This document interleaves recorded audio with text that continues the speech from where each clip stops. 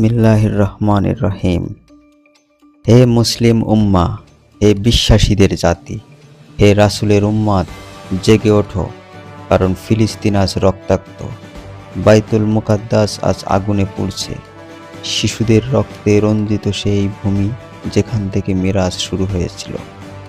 কিন্তু তুমি কোথায়? তুমি কি ঘুমিয়ে আছো, নাকি ভয়ে চুপ করে বসে আছো? যখন একের পর এক মুসলিম শিশুর ছিন্ন ভিন্ন দেহ দেখা যাচ্ছে ধ্বংসস্তূপের নিচে।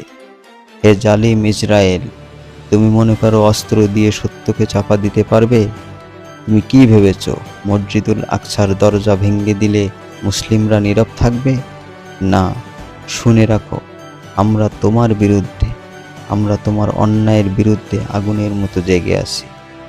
আল্লাহ বলেন, তুমি কখনোই ভেবো না যে জালিমদের কাজ আল্লাহ ভুলে গেছেন।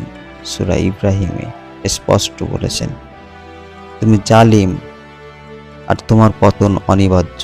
তুমি ফিলিস্তিনের জমি দখল করতে পারো, কিন্তু মুসলমানের ঈমান দখল করতে পারবে না।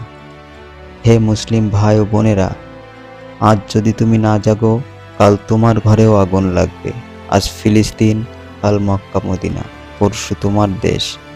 এখনই জেগে ওঠো, কলমে, কণ্ঠে, সাহসে এবং দোয়ায় যুদ্ধ করো। বাংলা ব্রিগেডের পক্ষ থেকে উচ্চারিত শপথ, আমরা ফিলিস্তিনের শহীদের রক্তের সাথে বেইমানি করব না। আমরা ইহুদি আগ্রাসনকে কখনোই বৈধতা দেব না।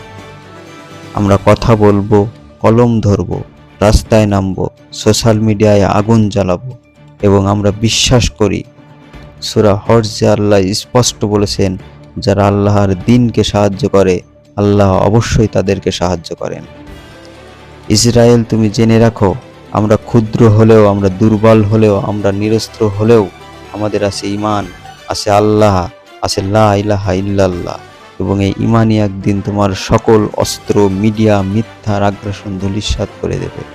ফিলিস্তিন মুক্ত হবেই ইনশাআল্লাহ, ইহুদি আগ্রাসন ধ্বংস হবেই ইনশাআল্লাহ, আল আকসা ফিরবেই মুসলমানদের হাতে ইনশাআল্লাহ।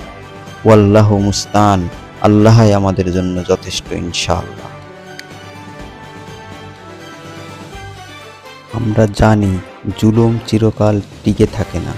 আমরা বিশ্বাস করি একদিন আল্লাহর সাহায্য আসবেই ইনশাআল্লাহ। আমরা শপথ করি, যতক্ষণ না ফিলিস্তিন মুক্ত হয়, আমরা কথা বলবো, লিখব, প্রতিবাদ করব, কারণ এটি আমাদের ঈমানের অংশ। বাংলা ব্রিগেডের পক্ষ থেকে আমরা বলছি, ফিলিস্তিন মুক্ত হোক, ইহুদি আগ্রাসন বন্ধ হোক, আল আকসা রক্ষা পাক, আমিন।